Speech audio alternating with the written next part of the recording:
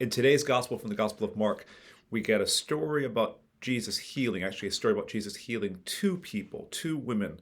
A young girl, the daughter of a synagogue official who has seemingly died, and an older woman who has been suffering from some sort of hemorrhage, probably some sort of bleeding or menstrual issue for 12 years. And it says she spent all of her money and she's desperate.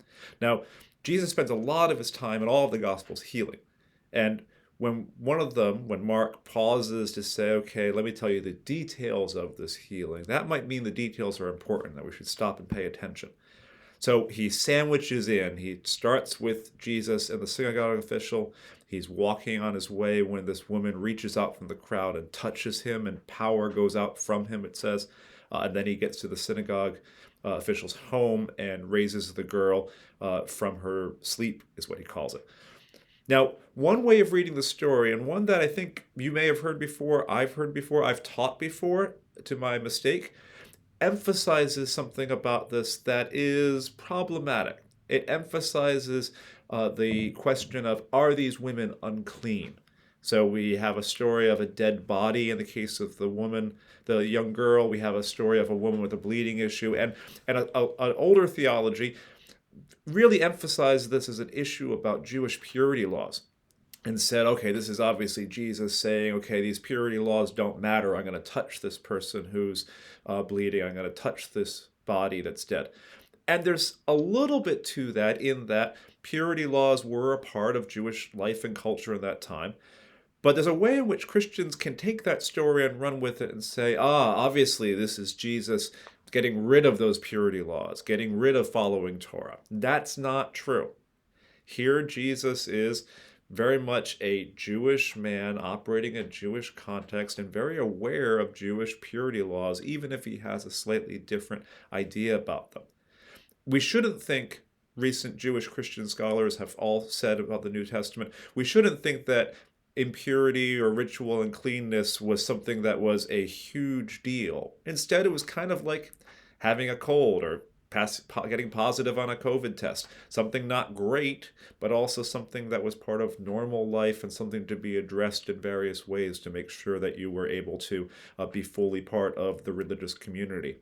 So instead of seeing this as Jesus saying, these purity laws, this following of Torah this way doesn't matter, instead we see something slightly different.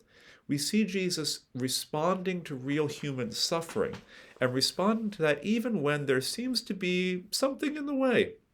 That, I think, might be the bigger lesson for us, is not when we ignore suffering or don't respond to suffering when there's a big issue preventing us, but instead when we don't respond to suffering because something small is getting in the way. When something that seems really big but is actually not that big of a deal still keeps us from doing what we should be doing to help human flourishing, to help creation flourishing, to following the will of Jesus in our love of God and love of neighbor. So instead of seeing this as a big deal where Jesus breaks all these rules around Judaism, instead we see him putting these rules in their place and also telling us, don't let something small, don't let something that is at the end of the day a minor inconvenience to you, contracting ritual impurity, having to do something different with your walk, having to wait 10 more minutes to get to work or to get home. Don't let something that is smallly inconvenient to you prevent you from doing something that is life-giving to someone else. Last week, to my shame, right, I walked by somebody on my street who was asking for money, not because I didn't have any money, but because, I had my groceries in one hand and it was cold and I was wearing mittens instead of gloves, so it would have been trickier to get the money out. And I walked home. That's, I think, what this counter image of Jesus is trying to show us, to not let something small get in the way of doing what's right. Now, my favorite part of this gospel, though, is the very end, where it says everyone's astounded, and Jesus gives them orders not to talk about this, and then says that the little girl he's just raised from the dead, she should be given something to eat. I kind of love that. It's almost like a mic drop moment of everyone standing there, eyes wide open, mouths, jaws dropped, and Jesus like, well, give her something to eat. Peaches, people. And what I think is beautiful about that is it gets us back to what is Jesus about here, and what is making the kingdom of God more present about. It's about human flourishing. It's about allowing us to be who we're supposed to be and allowing our world to become what it is supposed to be.